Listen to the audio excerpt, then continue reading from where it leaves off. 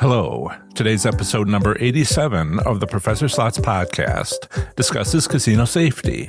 Plus, in this episode, I'll be covering the current state of slot machine casino gambling in the great U.S. state of Nebraska. Thank you for joining me for the Professor Slots podcast show. I'm John Friedel, and this is the podcast about slot machine casino gambling. It is where I provide knowledge, insights, and tools for helping you improve your slot machine gambling performance. In case you missed it, on this last episode, I went over slots-related questions and answers from my audience of slots enthusiasts. Further, I reviewed Montana slot machine casino gambling in 2020. I hope you enjoyed listening to my last episode as much as I enjoyed making it for you. Remember to visit professorslots.com/subscribe to get my free report revealing the top 7 online resources for improving your gambling performance, including the one I've used as a top-tier slot machine casino gambler. Here's the audio recording of my latest live Q&A session. Hello, everybody. Welcome to Hello Slots Enthusiasts. It's great to hang out with you for another Professor Slots podcast and live stream. If you've ever walked into a casino, looked around and wondered what's going on with slots, I can help. Master Casino Slots, win your way to success. This is my live stream Q&A session every Saturday at 2 p.m. Eastern Time here on Professor Slots-John Friedel YouTube channel. And if you're here live, it's great to hang out with you guys and talk about slots. Today, as usual, our topic comes from, as usual of late, our topic comes from my slots-related videos or articles published in the last week. I'll discuss some of its finer points, and because this is my weekly Q&A session, you'll have your chance to ask questions about those topics. But before I get to today's topic, first I'd like to welcome everybody on the live chat and see who's with us today. If you are able to sign in the chat, which is the only way you can leave a message, lots of people don't even bother to do that. But if you do, make sure you say hello and tell us which state you play slots in. So let's take a look at the chat. Somebody just want to tell me if I've got good audio and good visual, because when we first started doing this sort of thing, it was some fumbles on my part. The technology getting better. Hi, Joanna. Young Miss 23-year-old. Philly T, nice to see you. Nice to see your text, your chat. Steve, welcome. And Ray, thank you for all the likes on Facebook. I do appreciate it. I wonder who likes 36 of my things all in a few seconds, and it's usually you.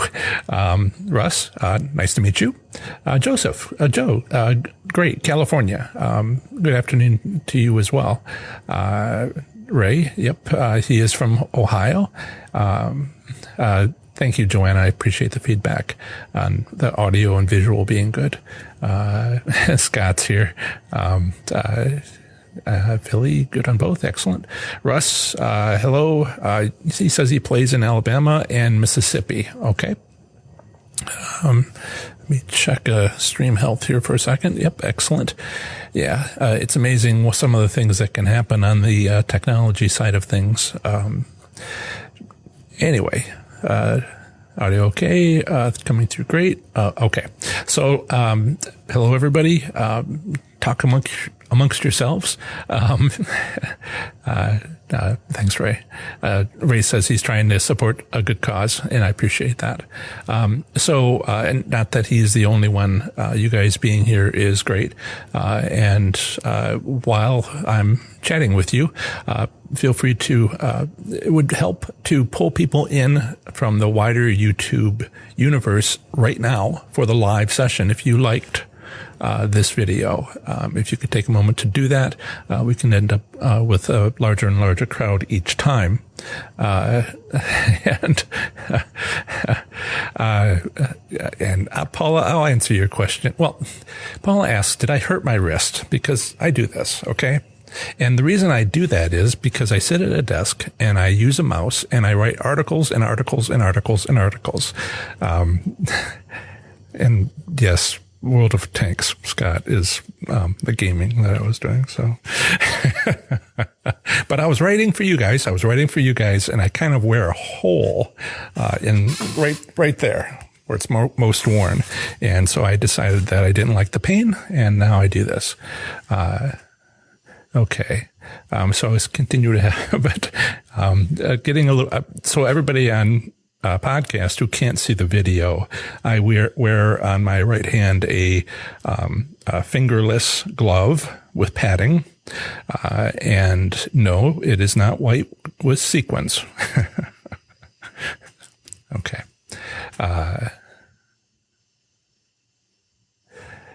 Okay. So I will check back in on the chat in a moment, but I wanted to proceed. Thank you, Chuck. Yeah, no, there's another way to reach me, but I got too many screens open here, so I will. Chuck kind of went outside the chat and reached in, and that's awesome.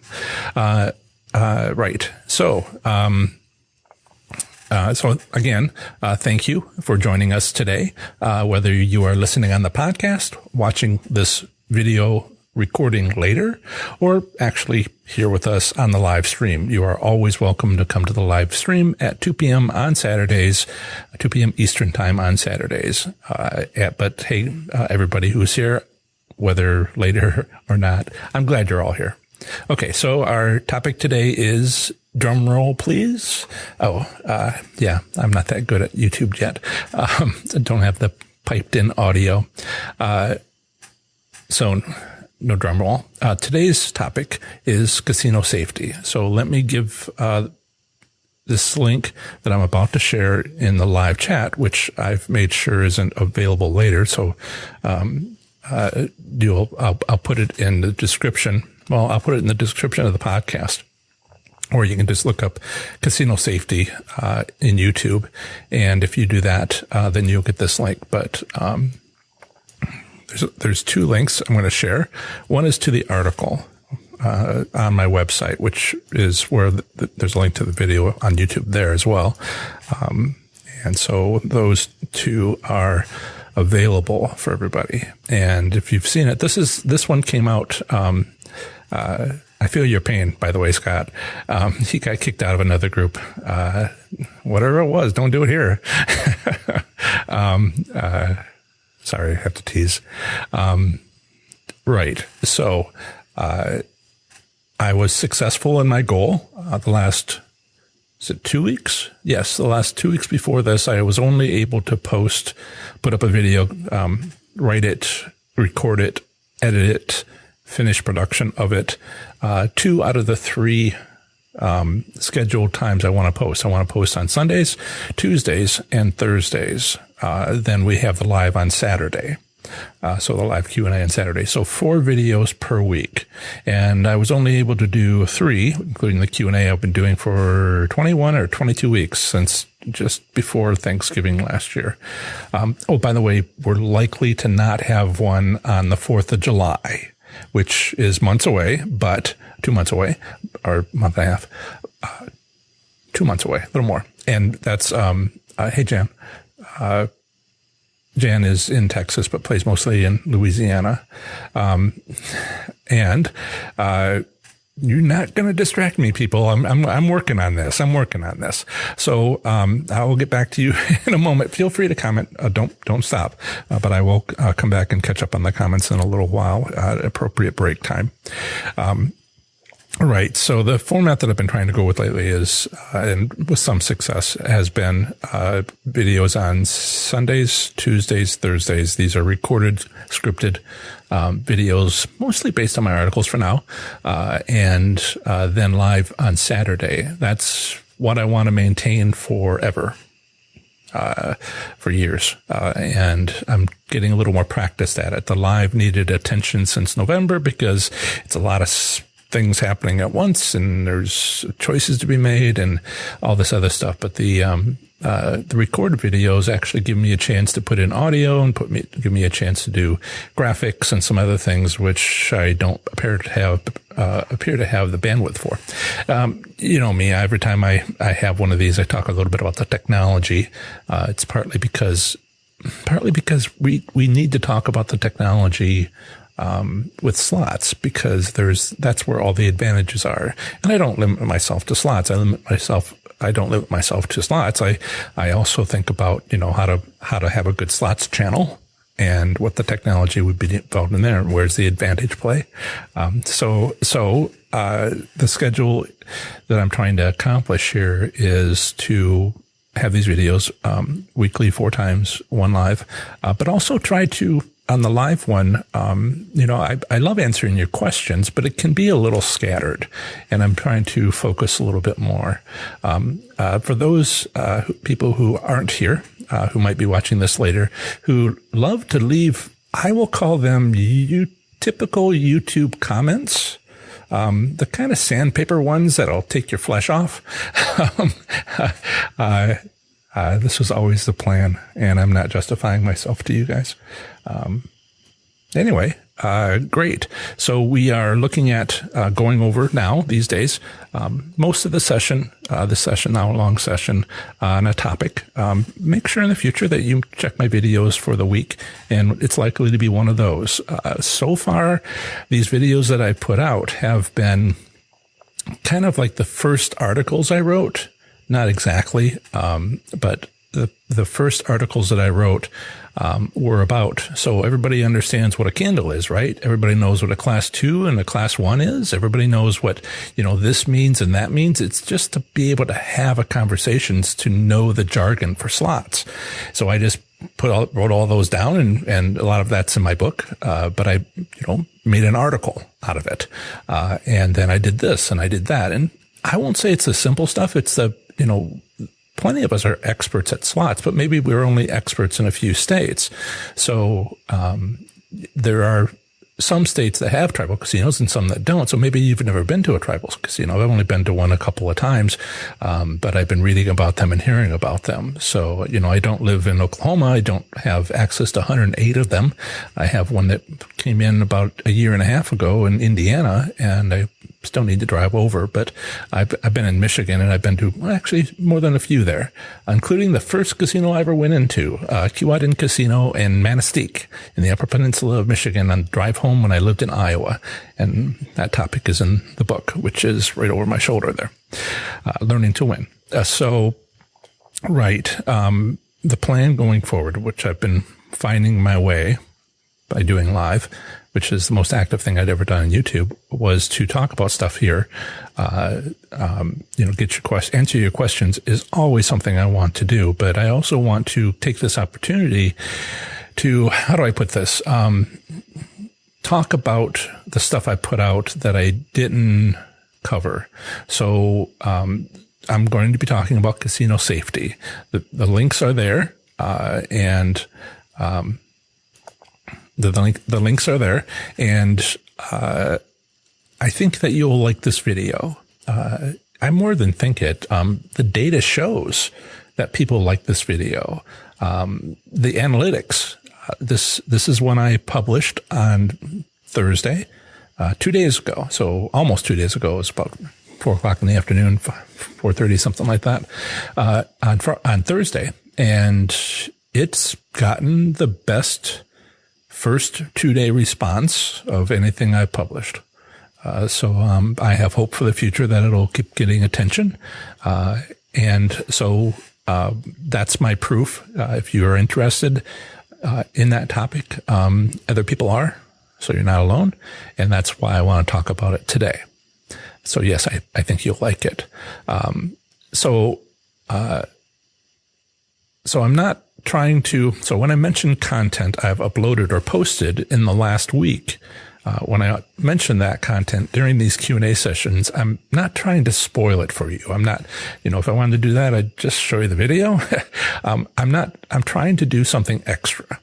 I'd like you to check it, and see if you have any questions, and maybe you need, it would be a good idea to do that. I couldn't tell you which one I'm going to do. I figured it out a few hours before the live Q&A, but one of them is usually what I'm going to cover. And so far, I've covered definitions, some basics, welcome to slots. Do you know what the interface is? A few other topics as we've been trying to do more, and I've been trying to cover more and more in the last 2, I guess, 2 or 3 Q&A sessions. So what I'm trying to do here is not spoil it for you. I'm trying to talk about some ideas and thoughts that I had when making that content, which might not otherwise ever be up for conversation. Or maybe I'll make another video to complement that video someday. And these are the ideas that I'm trying to judge if there's an interest in. So this is also the opportunity to sort of see behind the scenes info of my thought processes as I develop this video and article. So let's get in. Well, I'll check quickly with the chat to see if there's anything I need to jump on at the moment. Scott, we will be able to play again. It won't be the same, but Scott says, I don't know if we will ever get to going to get to play again. Hold the faith. Keep the faith, Scott. If it does change, and I saw this wonderful video on Facebook, if you're a friend of mine, you might have seen me post it. It's about a comedian is talking to her younger self of 4 months, and it's just hilarious. The person who's living through all this asked the person 4 months ago, do you like Netflix? Anyway, it's hilarious. What I'm trying to say, Scott, is that everything changes. Trust that your feeling about wanting to play slots, to go to a casino. Trust that somebody somewhere is going to figure out how to make that happen because you're wanting to spend money and they want you to spend money. Okay. Or even make money if we can do this right. So change will happen, but casinos, I don't think, take a lot more than this to stop us from wanting to go to a casino. Somebody's going to make that happen. Scott, business wise, he says I shouldn't, because I'm, 4th of July is a holiday. If we're all in seclusion, maybe I will be live. I'm just not entirely sure. We'll see if we can go to a casino or something, or maybe I'll be on vacation because, right now I'm at around, 22 weeks, which is a little shy of 2 years or, half a year. And so we will see. So let's see. Checking through this chat here. Quick question from Scott. Slot machine wins by Chico. So this is a pretty common question. Everybody has central servers, except it's easier to say who doesn't have it. And who doesn't have it are those who can't physically, and if you've been on the show for a while, you'll know, you need to wire up the slot machines to have a central server. It's not just the central server. It's, in a closet somewhere. You have to have all the wires connected to it. So that means you have to run a wire. They're not doing Wi-Fi on this stuff. That's breakable. You have cables. That means you have to renovate casinos. This came out in 2012. And most casinos have done enough renovation. Those who have not, is a smaller number. For instance, riverboat casinos. They don't have any place to put the cables. If you wanted to run a cable to every slot machine in a riverboat casino, you have to put it under the floor. There's really no other place to put it. The ceilings are not that thick. There's not enough place for this. You can't just, renovate a casino with a slap of paint. You need to actually tear up the floor. And you can't tear up a floor in a riverboat casino because that's not a floor. That's a hull. Otherwise, Ray had a win. I'm going to assume he's talking to everybody else, or he had a friend who had a win. So Chip says, regarding casino safety, can you request chips and jackpot payouts? That's interesting. I don't know. Chip wants to know if you win a taxable jackpot playing slots, if you can ask for the winnings in chips to go play a table game. Interesting. Talk amongst yourself, Paul and Ray, and we'll get explanation. All right. You're welcome. Slot Machine wins at Chico. It's the easy way to tell if you have a central server is the player's club interface. Is it push button LED lights, or is it a touch screen where you can order a drink? Because if it is, then it's been wired up. Usually that's my quick answer, just looking at a slot machine. Okay. So, glad we're caught up on chat. Let's head on over to, casino safety or 5 fun ways to protect yourself, at least the extra material. So, like I said, I don't want to spoil it for you, so I'll hardly be talking about it, but, and just giving you my thought processes and some of the extra stuff that might actually be an article later, depending on interest. We'll see. But I'll tell you now. So at a high level, the video talks about 5 fun ways to protect yourself within the casino environment. Why might you need to protect yourself at a casino? Because, my dear fellow slots enthusiasts, we carry cash. Now, if it's not just about winning a big jackpot, with all the people that saw it happen when you won that big jackpot, that you would want to safely get out of there. That can happen, yes, but I'm not talking about that less than usual situation. Although if I have my way, you will all have that experience as time goes by, as we go through all these techniques to win. But every one of us carries cash before we start playing slots. We're slots players, so that's what we do. One of the finer points I didn't get into very far during the video or article, I have both, is the crime statistics at the Ohio Gaming Commission. I thought this was very instructive. So this, the Ohio Gaming Commission is a gaming control board that makes a great effort to share the various crimes that takes place in Ohio's casinos. So when I mention this, at least in the article, I provide a link to where you can find these, and I'll drop that into the chat right now. So you have that. That's the link where all the PDFs are located, and you have to select the appropriate one. It goes back years. So I didn't discuss this before, either in the video or in the article. I provided the link in the article, but I didn't go through this. So let's take a look at them now, because, this, as I'll mention in a little bit, this is what's going on in your casino. All right. If you go to a convenience store, they have a couple of slot machines. It might not be appropriate, but this is casinos. Well,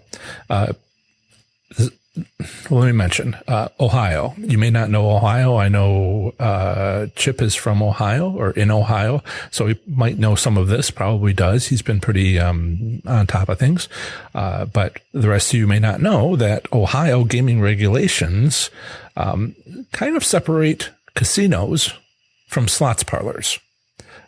There's not exactly a different set of rules, but there's sort of like the general rules, and then there's this side and that side, one for casinos, one for slots parlors. And how do I describe this? Every state's a little bit different, so I'll just put it this way. Casinos have table games and slot machines. Slots parlors don't have table games. They have slot machines, so no table games, okay? However, slot machines have a racetrack and pari-mutuel betting and simulcast.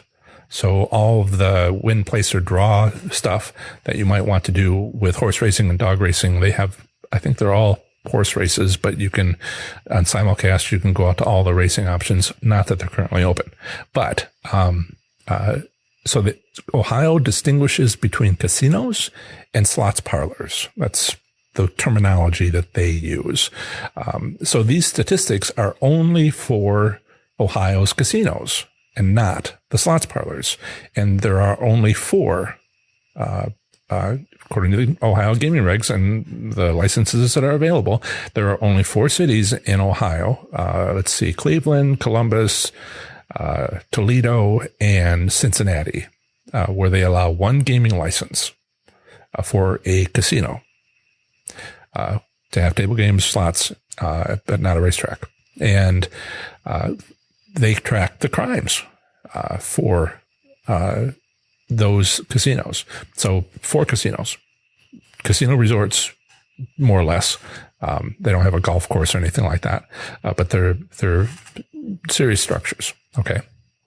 And the crimes are categorized there in the link that I provided. If you open up one of those PDFs, the crimes are categorized by the charge, the casino, how many of them occurred, and by quarter.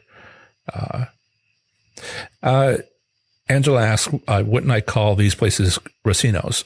Yes, I do, but it's not a generally in use term. So I didn't want to use that term.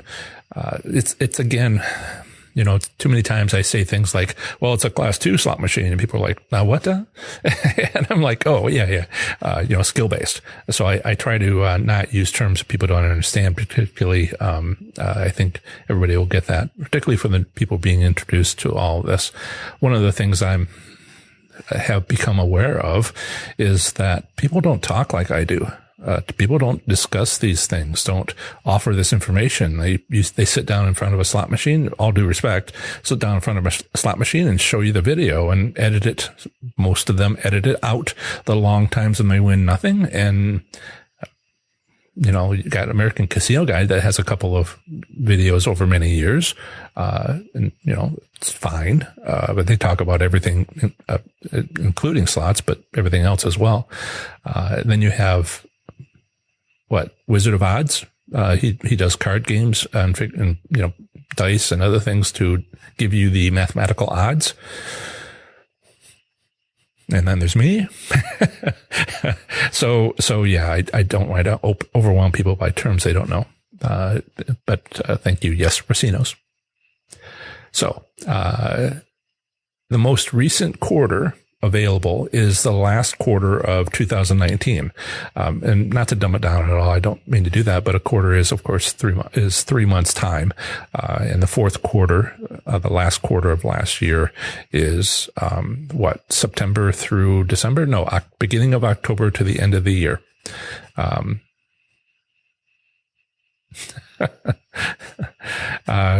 Which one, Scott? My desk would be covered. Chip asked, why can't I have a picture of my cat on my desk? And I'm being distracted here, man. Hey, Lady Di. But I will consider it. Maybe I should put a picture of you up on the wall behind me, Chip, huh? If I had a picture of you. No distractions, getting back to it. With all that being said about quarters and casinos and charges, if you look at the statistics, in the link I sent you for the final quarter for 3 months of the end of last year, which is the most recent statistics available, 87 individuals were charged with 134 crimes over those 3 months. The previous quarter, from the start of July through the end of September, there were 93 individuals charged with 170 crimes. All right. Now, I look back the last couple of years, and it seems like July through September, what you'd call the third quarter of the year, seems to have more charges, more individuals, and that's typical. I think just more people at the casinos. Okay, so together, for this last fiscal year, the end of last year, last quarter of last year, the one before that, that's what's being worked on now to fill out. There are 304 charges over 6 months at 4 casinos. That's 1.7 crimes per day, compared to the prior 12 months. That rate of 1.7, it's actually 1.66, is relatively the same. So this is what you can expect. 1 crime, almost a second crime, every day of the week, 7 days a week, 52 weeks out of the year. All right. nearly roughly 2 crimes per day, 7 days a week, 52 weeks of the year.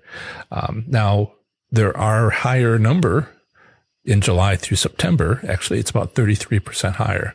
So it's going to be slightly less the other 3 quarters of the year. Now, what I thought you might find interesting, and it's a little bit like, I don't know, voyeurism or something, or a reality TV show, is what were the crimes?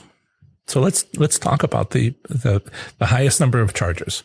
The highest number of charges, and maybe the reason why my casino safety video is so popular, the statistics show, is that 57 charges, slightly less, very slightly less than 20% of all the charges went to theft.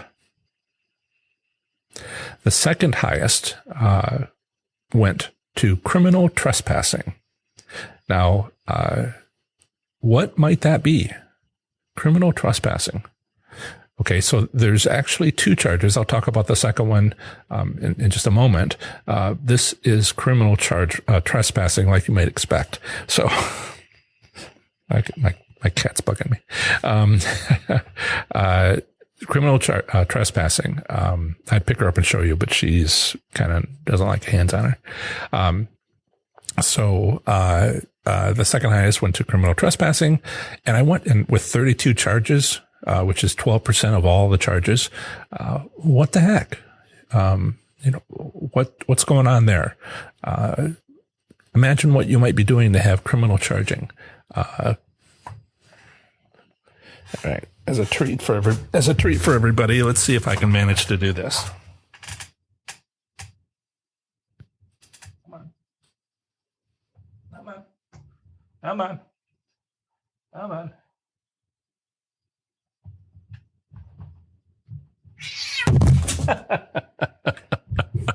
I'm never trying that again. All right. Yes, this is a comedy live stream. Okay. My cat is maintaining social distancing from you individuals, fellow slots enthusiasts. Okay. My face is red. I'm sure of it. Okay. So what's going on with criminal trespassing? Did somebody try to get past a door? Did somebody try to get in somewhere they shouldn't have? Another, I think, I'm no lawyer, and I'm not in law enforcement, but criminal trespassing, could they have been asked to leave the private property of the casino and refused? Right? Wow, no, I'm not going to leave. Everybody can be refused service, right? And if they choose to not leave when asked to, they could be arrested. That could be criminal trespassing. Anybody know enough about criminal trespassing to say what exactly that might be? But there's also another criminal trespassing. Well, first of all, the third highest number of charges. The chat is distracting. It's just amazing. The third highest number of charges went to operation of an illegal casino. I mean, think about what does that mean? Operation of a legal casino in an existing casino. Did somebody make a bet in the parking lot? Did somebody have a side bet? Did something, was it illegal gambling? Sorry. It's operation of an illegal casino. So I'm not quite sure if that means like somebody made a sports wager in a place where you couldn't, or, somebody got in a fight and people were exchanging money, or there was a bookie or something. And the next one, the fourth highest with 26 charges, 8.5%. The operation of a legal casino was 32 charges at 11% of all charges. The false or fake IDs was 26 charges, 8.5%. But that's not anything to do with underage. That's fake or false IDs, not including someone being underage. The underage, there's 3 other charges, where, there's a charge for underage, which is aiding another to enter. 6 charges of 2 and 2 or at 2%, to actually enter the casino. An underage individual successfully entered the casinos, then was caught. That's 13 of those at 4%. And then others were stopped from trying to enter a casino. They attempted to enter and didn't. That was 19, the most. So if you're under 21, you can watch this video, but don't try to enter a casino and get stopped. You could be arrested. Once you get past the sign and get up to the security guard, or maybe they meant someone tried to, I don't know. It's interesting to consider the scenarios by which you might be attempting to enter a casino. Did you try to climb over the wall? But, if someone helped you with a ladder, then they were arrested. It's just too many movies lately on Netflix. I got to turn off Netflix. It's just too many scenarios going through my head here. But the other, criminal trespassing, has a note next to it, VEP. All right. It's the 5th highest charge with 24 charges, or 8% of all charges. VEP, criminal trespassing, is people who put themselves on the state's voluntary exclusion program. You know about those? You can voluntarily, sometimes the states have this set up for family members trying to help problem gamblers by signing them up. Other states say, no, the individual who wants to sign up has to be the one who signs up. But once you sign up to this voluntary exclusion program, no longer being signed up isn't voluntary. Does that make sense? Once you're on it, you're on it. And if you violate the agreement, you could be arrested. Some states, in Ohio. So one of the things I was thinking about doing, these things spark ideas. So one of the things I do, is look at this and I say, that really deserves an article or some way that I put that in. So I'm thinking that when I restart for the 4th year, my online resource for state by state articles, I might put a section in there about any available voluntary, exclusion program. It's just, these articles are meant to be a service. They're right there on my website at professorslots.com, online dash resource, or you can just see it right there, in the menu at the top. And one of the things that I try to do, is offer information about, for problem gamblers. I'm not in the medical profession. I can't help. I know that. But maybe I can provide a link to resources that can help. And one of those things I could do for each state is look into adding a subsection on voluntary exclusion programs available in that state. So I'm considering doing that. But these individuals, let's see, how many was it? It was, let's see, not 37, 24 people. 8% of the charges were people who violated their voluntary exclusion program in Ohio. So yeah, that's what do you think? Do you think that it would be a good idea to add a section? So I'm going to check back, and I guess I'll start where the cat is. Yeah, Paula says, at least you tried. Joanna says, good try, aha, we appreciate it. Joanna actually has been to my home with her mother, Paula, and one time she went up to my cat, and you remember what you did? What terrible thing you did, Joanna? You were meowing to my cat, and that cat was looking back at her and going, meow? She had never meowed before, and Joanna taught her to meow, and I was like, no!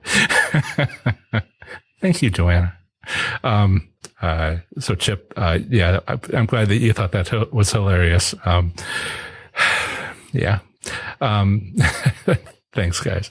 I will, maybe I need to do a picture. Maybe I do need to do a picture, on my desk so you guys can see them, because I don't think otherwise you're going to ever see them.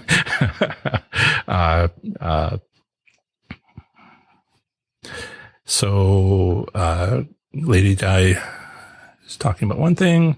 Oh yeah. Did I mention, number 6? let's see. There was So, just checking in here. Was it Lois or who was it? Oh, Ray talks about drunk and disorderly. Yeah, we'll get to that one. Yeah, that's one of the things. Was it Denise? Might have been Jan. Might have been Denise. I'm trying to remember all the many conversations that I have talked about the law enforcement. If someone robs a bank, law enforcement checks the local casino. All right. Because somebody's got a lot of cash and what do they do with it? And actually, there's some details there, but I'm trying to keep this light. One of the things that what might you be charged with besides bank robbery, would be money laundering. And so we'll get to that one too. We got a couple others coming up that we'll talk about in a moment. I'm just trying to hit the ones with the most number of charges, but some of the ones with, the least number of charges are kind of hilarious and it makes you scratch your head. Yes, it would be great if you wanted to hit the like button. We're 40 minutes in on our hour. So, at this point, probably won't have too much change in who comes live. But if you're on the podcast, subscribing would be awesome. So, when the next one comes out, even though I'm on a fairly regular schedule for these last 20 weeks, last half year or so. But if you want to subscribe, you don't have to. It turns out to be not that important, but maybe tell a friend. That would be awesome. And so, so let's see. Joanna doesn't remember this terrible thing, that has prevented me from sleeping at nights that she did. But I will remind you every, how about once a week? Yes. So, I do get into the rambling a little bit. One of the things, less so than, I have, but at this, the sixth highest charge was cheats at casino games. There's 5 of them. I combine them and combined they're the 6. There's the 6th highest charge, 25 total, charges. But only one of these is for table games. And it has only 2 of those 25 charges. The rest are, I don't know. I haven't looked up the criminal code for a Class E offense type 2, 5, 7, and 8. If someone wants to look that up, that would be, and put it into chat, that would be great to know what each of those charges are, because we would want to know if any of them have to do with slot machines, right? So, and double check stream is healthy. Good. And so that's the top 6 charges. Now, there are 2 charges for counterfeiting, 1 for assault, which is not good, 16 for disorderly and or intoxicated conduct, 2 are for money laundering, 6 are for possessions of a controlled substance, 4 resisting arrest. I want to say to Scott, don't mean to be distracted one more time with the rambling, but thank you for reminding me. Please continue to remind me when I get off track. So 4 for resisting arrest, 2 for robbery. Anybody know the difference between theft and robbery? Maybe it's a matter of severity. And then what's the difference between theft, which we already talked about, one of the top ones, robbery, and burglary? I guess burglary would be, it's breaking and entering maybe. I don't know enough about the legal definition in the state of Ohio for theft, robbery, burglary. But then there's 3 tampering with records, which kind of makes you go, huh? We have paperwork when we win a slot machine taxable jackpot. How does that work? And then there's one for voyeurism, and 1 for public indecency, which I suppose you might find any public, private establishment, any business. So, one of the points I'm trying to make here is about your state. these are the charges, top 6 and a few of the lesser ones, for 6 months at all 4 Ohio casinos. How many casinos does your state have? Are they decent sized casinos? I mean, I'm not asking for particular numbers, but Ohio casinos the 4 Ohio casinos are decent sized. I mean, they're not, WinStar or anything like that, in Oklahoma, the largest casino in the world. But they are decent sized, to my experience. So there might not be, I guess a little smaller than MGM. Maybe MGM Detroit might be similar size. But I don't know that there is, none of the big casinos in Las Vegas. So like Bellagio, one of the big ones might actually be all of these combined in Ohio. So every casino that decent size is going to have this many over 6 months and twice that for a year. And this is what actually happens. Your state doesn't need to have criminal statistics for you to get an idea from Ohio's criminal statistics what you're likely to find at any other similar sized casino as these 4. So if you have any thoughts on this, please let me know. And the thing that drives me now is to say, okay, Ohio statistics, very interesting. You can make some judgments about your casino or in your state. But what about tribal casinos? All right. This is Ohio State Police. Have you heard about the Ohio State Police? Don't speed. But tribal casinos have tribal courts. Almost everyone does. There's some like the one, I think it's the one in Maine. The tribes in Maine, they have some pre-existing, conditions because the state is so old where they, don't exactly have reservations, because they had something before the whole reservation thing happened.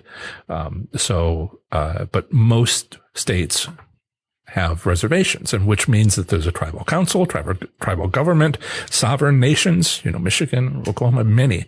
And I have articles on tribal gaming. And so if you get involved in a crime, if you commit a crime in a tribal casino, what happens? And that's where things get really different. So one of the things I had mentioned in the past was Robert Nassisian's, and I hope that I have to wait like 24 seconds. There's a delay, and I will just leave that up for a moment.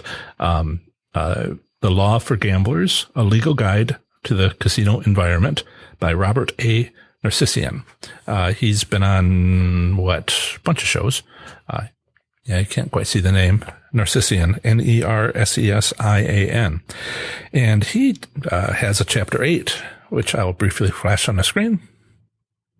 And at the bottom of that chapter 8, which is called Indian Gaming, OMG WTF.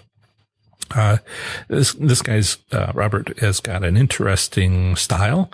He's funny, but he's serious, and he is the person to call, apparently, he says, if you get in trouble with the tribal casino, because if you get in trouble at a tribal casino because you are picked up by the tribal police and you are held in a jail, and then you are, prosecuted, by the tribal law enforcement, the tribal courts.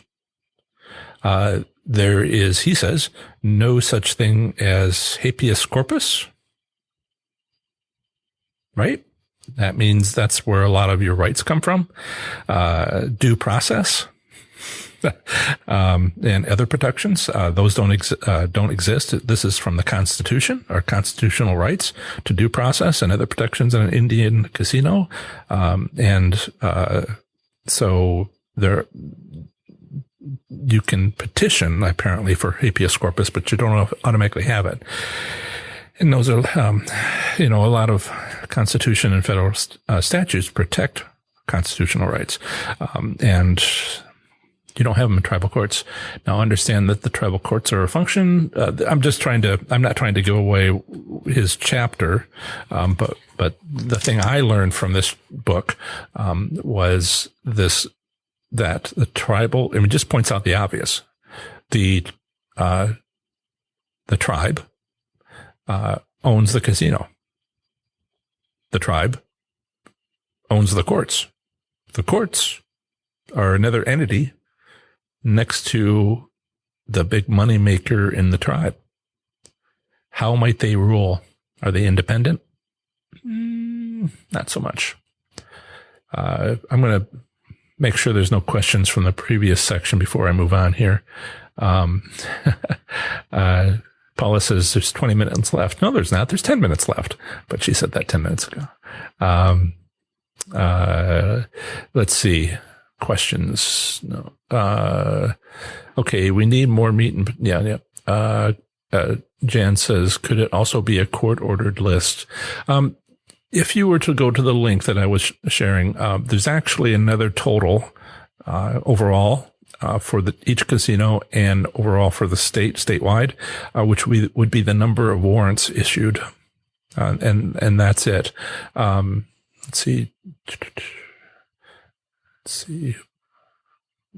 Court ordered list. I'm not sure.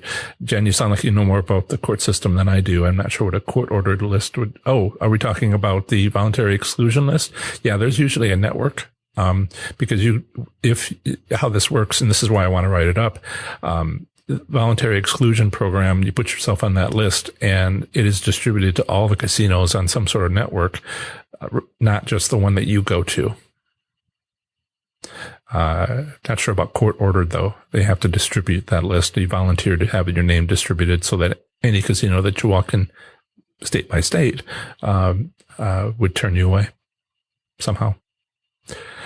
So details there. There's details there that might be interesting. Thank you, Joanna.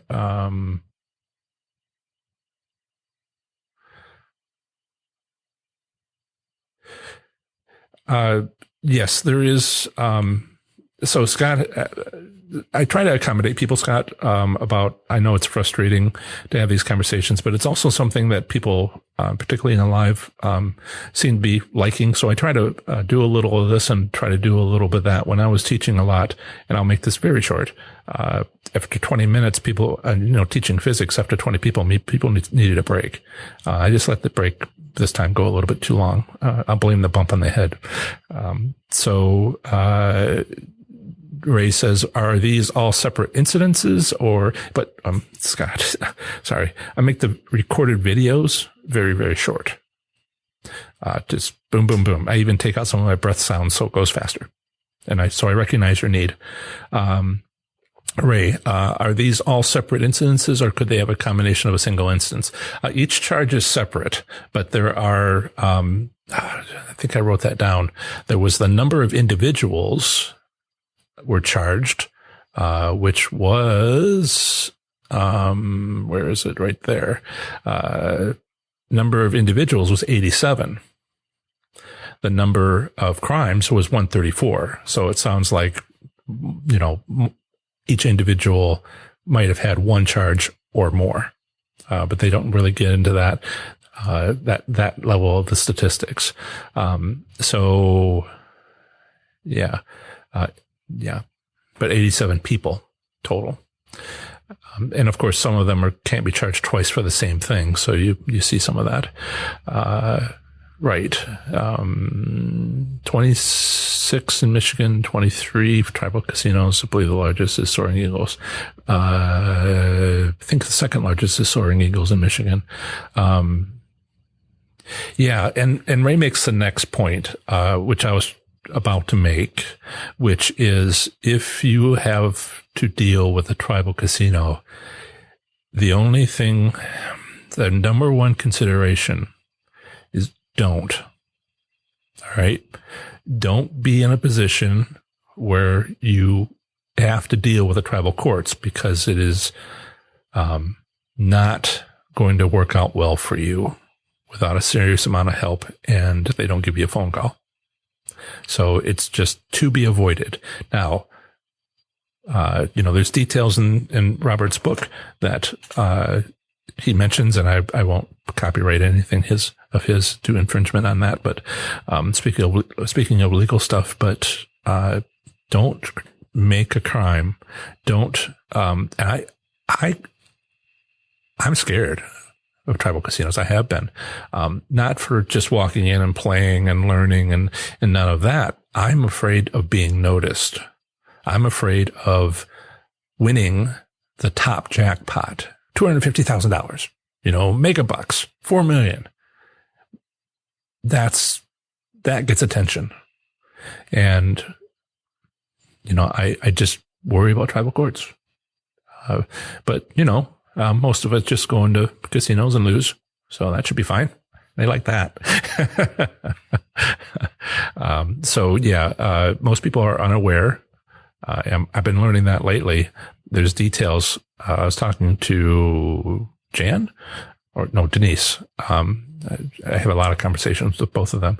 And one of the things we were talking about was the difficulties that you might have, with casino. Like there was this casino stimulus package for tribal casinos, and people were complaining about, or for tribes, U.S. tribes, and people were like making comments about it. And I'm like, this is not tribal casinos. These are the non-federally recognized tribes. It's just these. I don't go too deep into tribal casinos and how they function and how you are able to get federally recognized in some of my articles, but all that exists, like class 2 and class 1. A little more education would help people a lot, and that's part of my goal here. But I understand that people aren't, like I have slots history articles, and people don't like them as much as anything else that I do. They like the how-tos, so they like, how to win, some of the other stuff. The least favorite, which is still pretty good. The least favorite is history. And I'm like, well, okay, you're here to win. So I guess I appreciate that. Let's see. See you later, Scott. Thank you, for your support. I appreciate it. Let's see.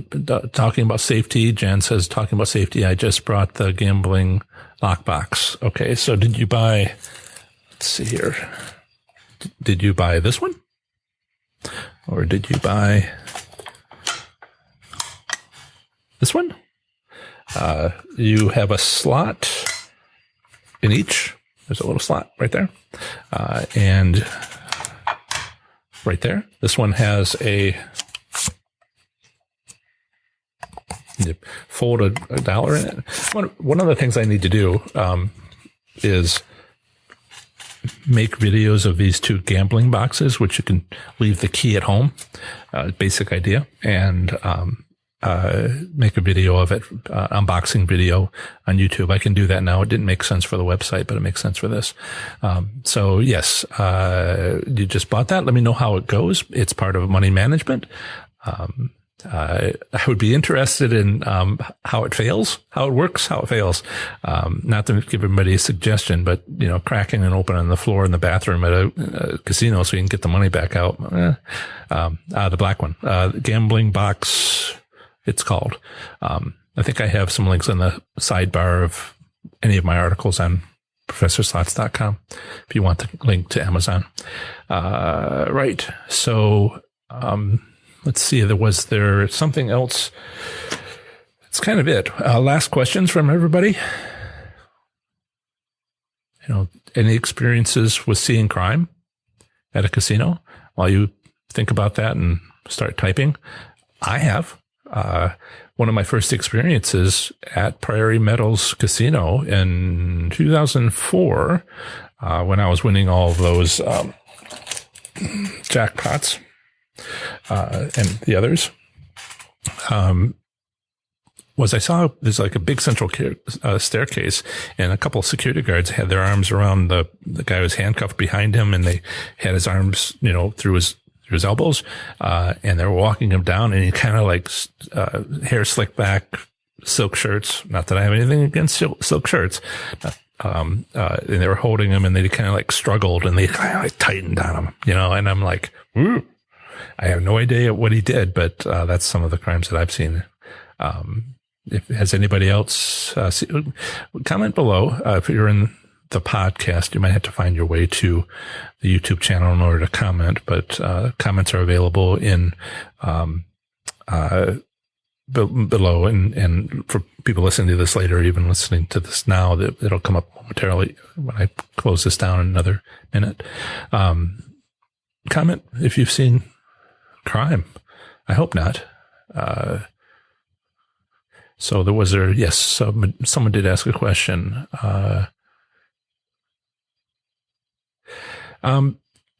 Okay. So Ray asks about finding a good slot machine, and I'm trying to figure out the best way to do that because there's things that are problematic, right?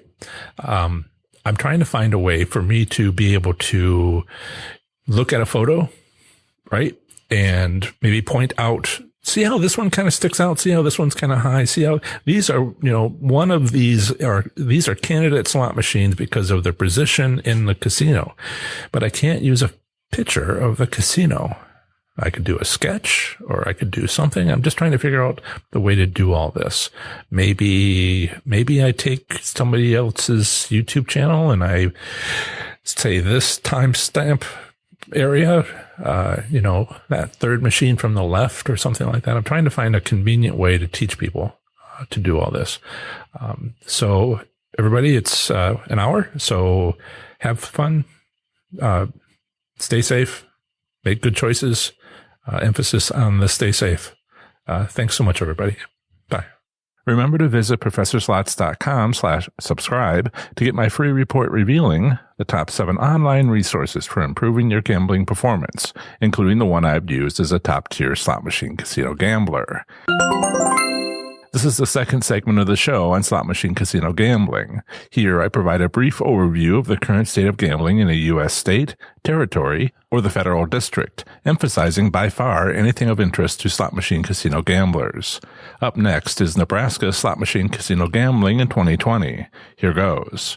Nebraska slot machine casino gambling consists of 21 gambling centers, including commercial businesses, tribal casinos, keno locations in Scottsbluff County, and racetracks with electronic gaming machines offering video bingo, video keno, and video poker. No theoretical payout limits exist in Nebraska. However, you can calculate annual return statistics from data in the gaming revenue reports available from the state. The minimum legal gambling age in Nebraska depends upon the gambling activity. For land-based casinos and poker rooms, it's 21. For bingo, it's 18. For the lottery and parimutuel wagering, it's 19. The state of gambling in Nebraska is one of the most unusual of any U.S. state. The Nebraska legislature has defined games of chance and gambling very differently from other states, exacerbated by the lack of a gaming commission to establish clear gaming regulations. The Nebraska legislature states that all forms of gambling are illegal, including games of chance. However, they have been very selective when identifying what is and is not a game of chance. For example, Nebraska law does not define the state lottery, racing, bingo, keno, pickle games, or more as games of chance.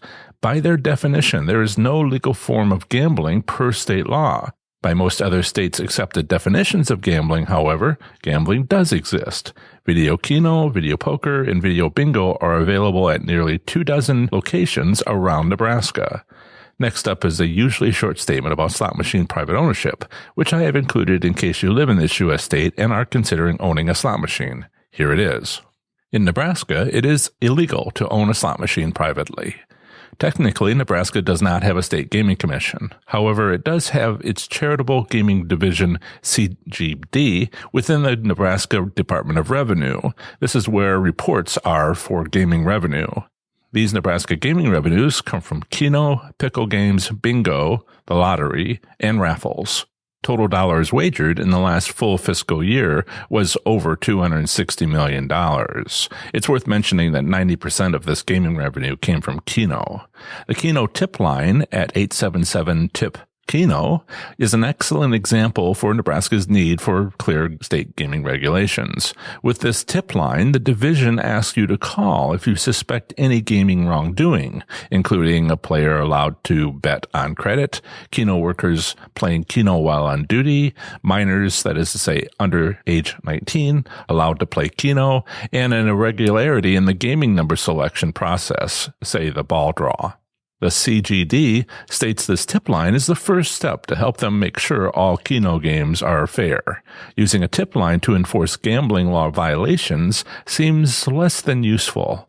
Why? Because voluntary notification after a violation occurs is not only the first step, but also the last step, without adequate state gaming regulations to protect Keno players and Keno players only. There have been attempts to establish a state gaming commission. In 2004, a proposed state statute to regulate gaming failed with less than 48% of those voting. Measure 420, or alternatively the Nebraska Gaming Commission and Casino Regulation Initiative, would have permitted communities to authorize games of chance and the use of gaming devices at casinos, racetracks, and establishments that sell liquor on the premises. In this section, I discuss Nebraska gaming establishments. There are 21 gambling centers, elsewhere known as casinos, in Nebraska. Of these, 4 are racetracks, not all with gaming machines, and another 5 are tribal casinos. The remaining 12 gambling centers are bars, taverns, and other small businesses. The largest casino in Nebraska is Oya Casino and Resort with 410 gaming machines. The second largest casino is Rosebud Casino with 250 gaming machines. The 16 commercial gambling centers include 5 county-owned Keno locations in Scottsbluff County, 7 small businesses across Nebraska, and 4 racetracks with electronic gaming machines. As usual, when there are too many casinos to mention here, a complete list along with links to their websites, assuming they've set one up, is available on my website blog article for the state at professorslots.com/NE. There are 5 tribal casinos in Nebraska. A complete list with links to their websites is available on my website blog article for the state at professorslots.com/NE. As an alternative to enjoying Nebraska slot machine casino gambling, consider exploring casino options in a nearby state. Bordering Nebraska is to the north, South Dakota, to the east, Iowa and Missouri, to the south, Colorado and Kansas, and to the west, Colorado, and Wyoming.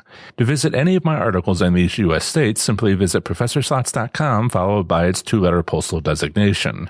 For example, my South Dakota slots article is available at professorslots.com/SD. Are you interested in sharing and learning with other slots enthusiasts in Nebraska? If so, join our Nebraska Slots community on Facebook at professorslots.com/FBNE.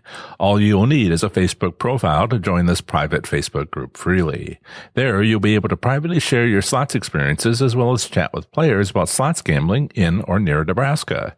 Again, use this convenient link I've created to go directly to our group on Facebook, professorslots.com/FBNE. Join us. No payout return limits are available for electronic gaming machines in Nebraska. Actual gaming statistics for Keno is available for the fiscal year. Annual reporting of gaming revenue shows gross earnings and number of licensees by county. However, actual reports are available at the CGD, where the latest report is from 2019. The report shows gross wagered and prizes paid. With these statistics, you can calculate return statistics for the game. The highest return percentage went to Class 1 bingo games at 86%, where the lowest return went to lotteries and raffles at 35%. In summary, Nebraska slot machine casino gambling consists of 21 gambling centers, mostly offering video Keno. Of these, 1 racetrack has electronic gaming machines. 5 centers are tribal casinos. The remainder are small businesses such as bars and taverns. No limits for payout returns have been legally set. However, annual gaming revenue reports have gross wagers and prizes paid for manual calculation of return statistics. In the last year, there has been little change to the slots gaming industry in Nebraska. Remember to visit professorslots.com/subscribe to get my free report revealing the top 7 online resources for improving your gambling performance, including the one I've used as a top-tier slot machine casino gambler.